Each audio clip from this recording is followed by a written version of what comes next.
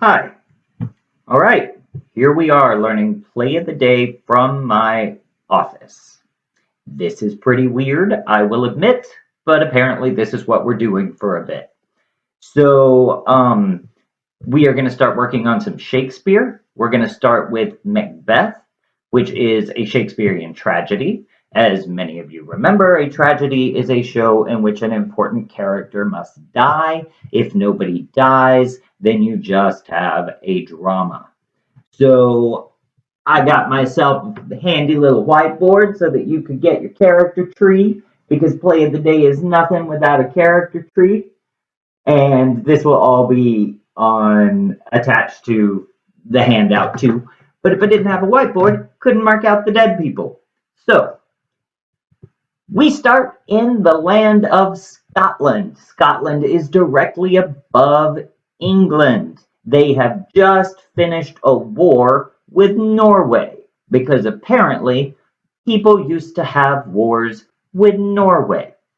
And one of the great heroes of this war was Macbeth. He did a really great job in the war. He was very strategic. He kind of won the war for them. He is what is called the Thane of Glamis. Thanes, being these people over here, Macbeth, Macduff, Banquo, and the Thane of Cawdor, are like Scottish dukes. And what's interesting about this is even though the king has a son named Malcolm, Malcolm doesn't automatically become king if something happens to King Duncan. King Duncan picks who he wants to have be his successor and makes them the Thane of Cawdor. So if you're the Thane of Cawdor, you're next in line to be king, regardless of what's going on with their kid. Unfortunately, for this Thane of Cawdor, he picked the wrong side and he was working as a spy for Norway. Because again, apparently Norway used to have spies. So the Thane of Cawdor is in trouble. Macbeth and his best friend, Banquo, are walking back to the castle.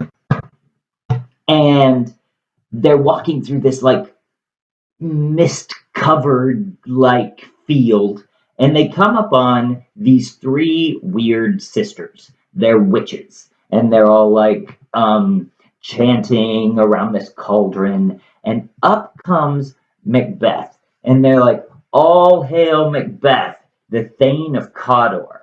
And he's like, I'm Thane of Glamis, thank you, but I'm not really next in line. And they're like, oh, you are going to be the Thane of Cawdor. Mark our words, because we're witches and we know. And then they say, and one day you will be king.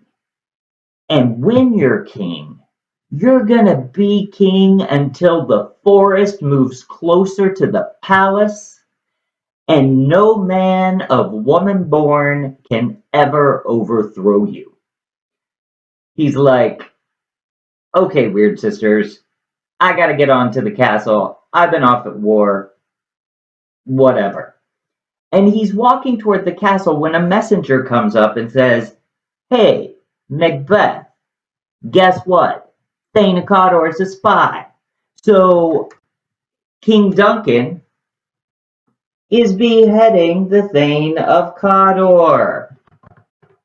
Marked out, dead. And Thane of Cawdor, gone. They're like, you're going to be Thane of Cawdor. That means you're going to be the next king. And he's like, whoa, that's what the witches said. So he writes a letter to his wife, and he says, hey, Lady Macbeth, you should know there were these weird sisters, and they told me I'm going to be king, and that when I'm king, I'll be king until, like, the forest moves closer to the castle, and no man of woman born can overthrow me, and we're going to have a big party at the house, and we're inviting everyone because I'm going to be the next king. And she gets the letter, and she reads it. And that takes us to Lady Macbeth. She is not a nice lady. Lady Macbeth takes the letter, and then she has this speech in which she says, I'm really worried that my husband is not going to have the spine to do what he needs to do so that he can be king now. I need for him to come home so that I can talk to him and we can get rid of King Duncan like tonight. And I can be queen by tomorrow. So Macbeth gets home. He's been off at war for a while. His wife is like, oh, darling, I'm so glad you're back. Let's commit murder. And he's like, what are you talking about? And she's like, look,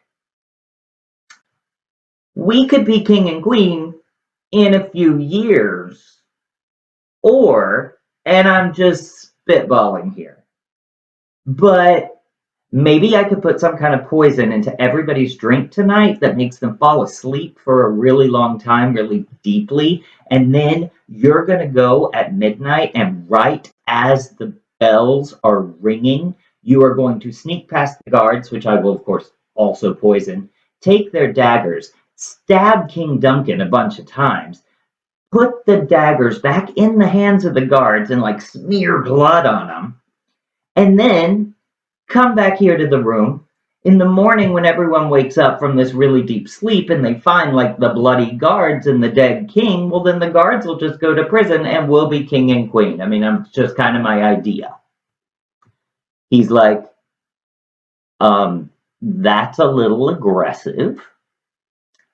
But she says, I knew it. I knew that when you don't even deserve to be king. You don't. I can't even look at you. You don't have the spine to be a king. A king would fight to be king. And you're not willing to do that. So, yeah, pretty disappointed. You're not really a king. No. He finally agrees that he will do this to make his wife happy. And everyone arrives at his palace to have this big banquet, except for his best friend, Banquo. Banquo went home to see his wife. He's like, I'll get there late tonight. It's all fine. I will see you like in the morning.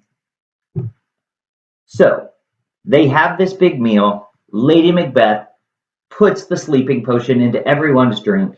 Everyone's tired. They all go off. They have their naps. Meanwhile, Macbeth, of course, stays awake. He goes right before midnight out into the hall and he sees this dagger like floating in the air in front of him. And he's all like, is this a dagger I see before me? Handle toward my hand, come and let me clutch thee. And he tries, and it's imaginary. And he's like, this is a sign from God. I'm supposed to commit this murder. So he's walking toward the king when he runs into Banquo in the hall. And he's like, oh, I couldn't sleep, so I was just walking around the castle, and why don't I show you to your room? And he does, and then he rushes back, and right as the clock is striking midnight, he takes the guards' knives and he stabs Duncan, and Duncan is dead. Dead king. The next morning, everybody wakes up. It happens exactly like they're supposed to. But before that, sorry, he gets back to his room. He goes in, and Lady Macbeth is like, why are you still holding the daggers? And he's like, oh, and she's like, I should have known that you couldn't handle this. If I was going to do this, like, I should have just done it myself. Give me those daggers. And she takes the daggers and she walks back and she puts the blood on the soldiers and she puts the daggers in their hands and she comes back and she washes her hands and they go to bed. Next morning, they wake up. Everything goes just as it's supposed to. Everybody thinks that the guards did it. The guards are like, I don't remember a thing. And so the guards are arrested. He becomes king. And they say, we need to go back to the actual palace and we need to have a big celebration because we're king now. And they're doing that. But as he's leaving his town, he starts to realize, wait, Banquo saw me, he probably can put two and two together. So randomly, apparently Macbeth just knows some criminals. So he pays them and says, hey, criminals, I'm going to pay you to make sure the Banquo never makes it to the palace. And the criminals are like, okay. So the next day, they're off. They're like about to have this big feast at the castle because they're king and queen now.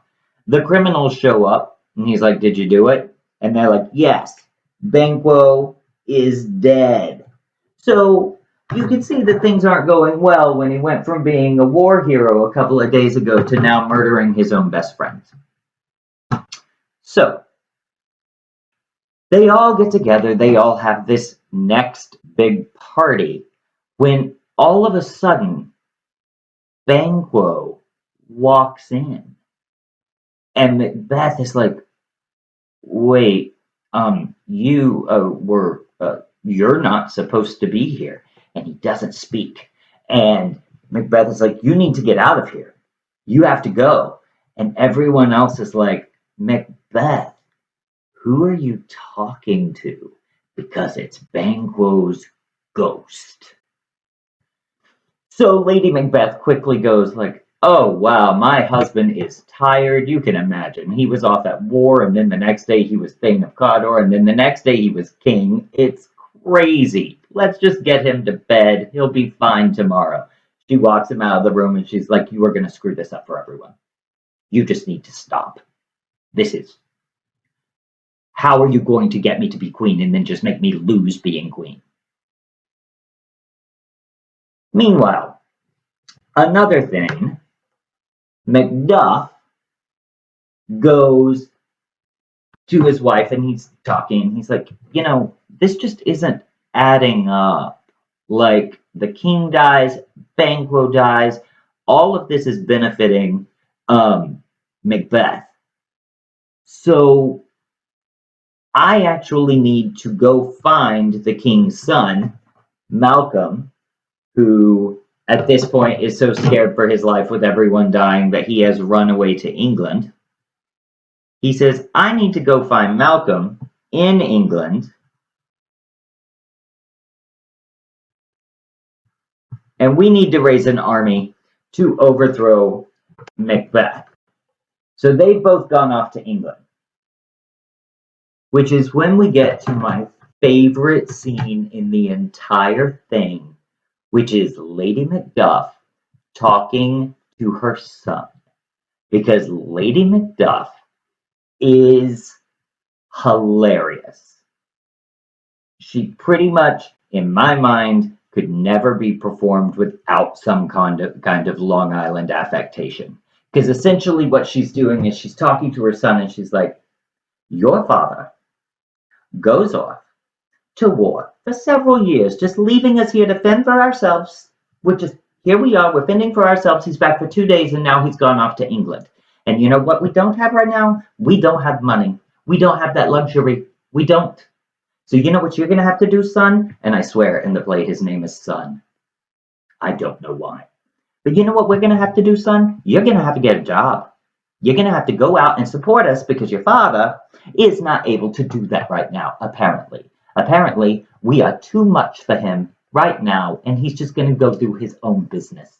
Because it's fine that I've dedicated my life to him, but he doesn't need to worry about me. That would be asking too much, wouldn't it? All of a sudden, knock at the door. The son goes. He answers the door. There's guards. They're like, we come from King Macbeth. Where's your father? And the son says, my father has left. He's not here. And they're like, you're lying. And they stab his son. And Lady Macbeth is like, Lady Macduff is like, how could you do that? That's my son. This is awful. I can't believe. And so they stab Lady Macduff. And now all of Macduff's family is dead. So Macduff finds Malcolm and they get together an army, come overthrow Macbeth. But they know Macbeth has a much bigger army, so they've got to strategize how they're going to sneak up on it. Meanwhile, Lady Macbeth is queen and everything that she wanted. And it's awesome for her, except she's so exhausted and she doesn't know why. She's like, why can't I enjoy this?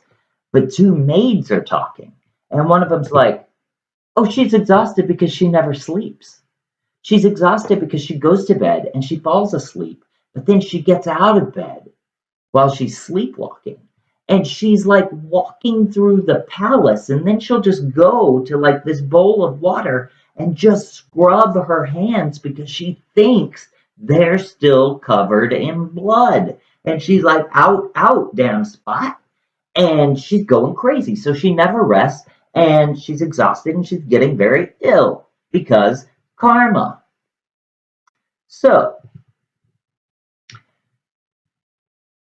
Macduff and Malcolm figure out that one way that they can get close enough to have a sneak attack is if they go into the forest and they pick up all the branches and leaves and whatever and make shields. They can hide behind those and slowly move toward the palace. And Macbeth looks out the window and sees that, and of course remembers that the witches said you'll be king until the forest moves nearer the castle. And he's like, oh, this isn't good. Tell my wife, we've got to go out and fight this battle. And his servant says, I can't do that. And he's like, why not? And he's like, last night, your wife, who's been sleepwalking, actually walked out onto her balcony and jumped and died. So she, like, inadvertently committed sleepwalking suicide. And so she's dead. And he's very upset by that, but he still knows he has to protect being king. So he goes out into this battle. And there's this whole big battle.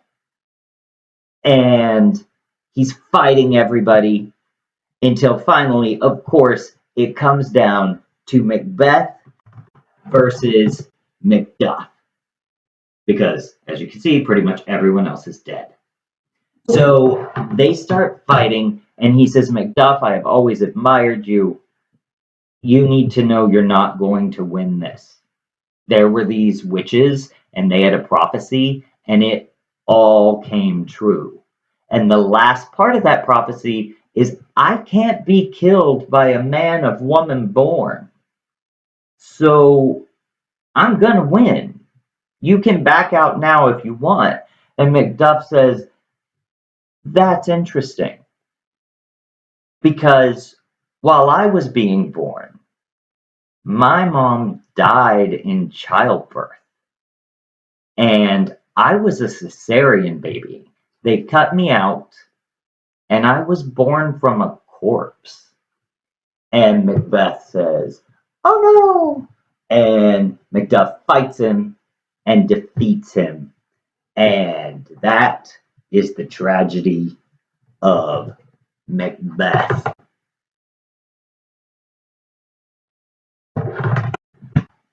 So our next play of the day is going to be Romeo and Juliet, which is another Shakespearean tragedy.